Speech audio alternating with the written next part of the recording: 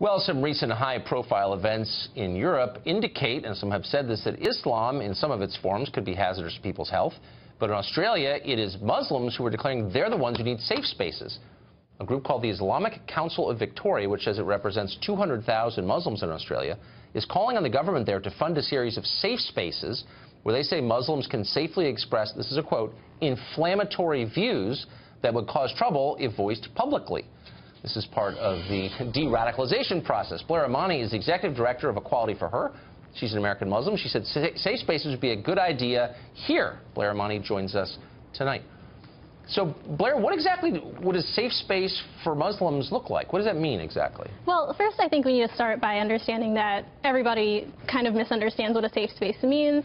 And so for me today, I'm talking about safe spaces being somewhere where you can be who you are without fear of being surveilled, having violence committed against you, or being harassed. And I think it's a good idea to have everywhere. America was built on the idea that we could express our religious freedoms, that we can have free speech. I know that's something that you very much believe in. Yes. And I think it's, you know, a necessary thing. And we're talking about safe spaces for Muslims. We need to recognize that we've been surveilled for a very long time. I converted to Islam 2 years ago, but for folks who have been Muslim and living in America, it's a crisis for them because, you know, you're being surveilled, you're being watched, and children are being affected.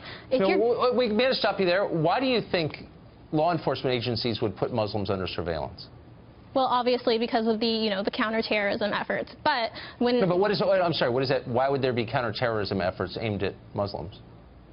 Come on, Tucker, you're a smart guy. You know why that is. I don't know. I'm a man who asks questions, and I'm asking a question about the statement you just made. What's the answer? Absolutely. Well, there are, you know, acts of terror committed in the name of Allah that do not, you know, reflect the Muslim community. However, there is this, well, they may or they may not, but you'll concede this is not entirely random. It's not that the U.S. government or police departments are just, like, looking for some religious group to persecute, or is that what you're saying?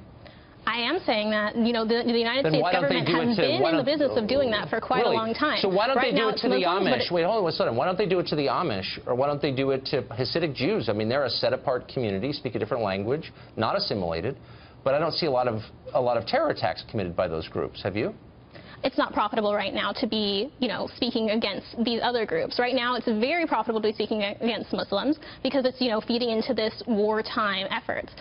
More cells. Okay, but look, I mean, we can debate the details here, but I think it's important to acknowledge a baseline, and that is that there have been an awful lot of attacks where actual people died in the United States and in Europe, committed by people saying really clearly we're acting in the name of Islam. And other Muslims say, you don't act in my name and you're perverting our religion or whatever. But there's still people who have killed a lot of other people in the name of Islam. So it's not like some mass fantasy that law enforcement is acting out of. This is a real thing, and I don't understand why groups like yours won't acknowledge the reality of that, because it is there. It's true. I don't understand why other groups won't acknowledge that violence isn't something that's exclusive to the Muslim community. No one's saying that. It's not exclusive to Islam. It's not exclusive to, you know, my religion. And so, which is Islam, but we see people being targeted in a way that's extremely unfair. And we also have this rise of white supremacist and, you know, quote, alt-right, you know, violence that's being committed. Oh, spare me, that's too dumb. I mean, I'm so, no, you know, we but can't actually ignore it's that not. It's happening, Tucker. Look, if you're reading only Salon all day, maybe you've been convinced of that. But the truth is, there are hard numbers kept by the U.S. government. Maybe they're in on this plot too, that show exactly the number of people who died and how in terror attacks in the United States. And the truth is, there's no comparison. There actually is a problem with people self-identifying as Muslims murdering other people in the name of Islam. I don't think you're implicated in that. I'm not saying you are. But I just don't know why you're not more upset at them. I'm an Episcopalian. If they're Episcopalians setting off bombs in the name of... upset, Tucker. Okay, but what you're doing is coming on and lecturing the U.S. government for being racist and mean to Muslims. Why don't you say, well, there's a real problem in our community. We're trying to do something about it, but maybe they should stop, like, surveilling us so much. That would be a fair thing to say, but instead it's like it's always the fault of the larger society, and that just, you know what, that's just silly. Fair. You see what I mean? Well, Fair? I think, you know, it's ridiculous that the idea that we can't have those safe spaces, like we were saying, is something that's out of the question. The truth is that, you know, Muslims are being targeted in ways, and truly, there are other communities that need safe spaces, which includes the LGBTQ community, the black community. Okay. There needs to be spaces where people are I'm not sure you're not to speak harassed. on their behalf too, but I feel like I'm harassed a lot online. Whatever. I mean, I guess we're all victims here. But here's the question: what would Muslims say in safe spaces that they wouldn't say in public? Do you think? Well, I don't speak for all Muslims, and I actually am a black queer woman in addition to being a Muslim.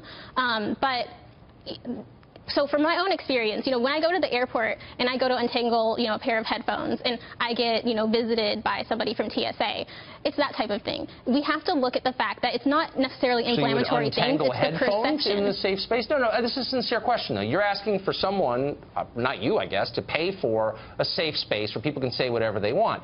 And I want examples of the kind of things that Muslims believe they could only say in a so-called safe space and could not say, for example, on this show or on a street corner. Like, what kinds of things would they be saying in these safe spaces? I don't think it's necessarily something that they can't say elsewhere, but it's, spaces have internal community dialogues to be able to hash things out, to be able to have these complicated discussions. And something else that, I really want to be out in the forefront that the Islamic Council of Victoria has also done in collaboration with the Board of Imams is speaking out against violence against women. These type of, internal community dialogues acknowledging that there's an issue of violence against women and that, there needs to be more. In the Muslim community, there's a problem with violence against women? In all communities, there is an issue of violence against women. Have you noticed that all identity politics kind of converges in the end? So it's not just about Muslims, it's about the LGBT community, it's about black lives. It's like, at some point... Well, some of us, like myself, exist in all of those communities. It's not identity politics when it's your life. But do you also, okay.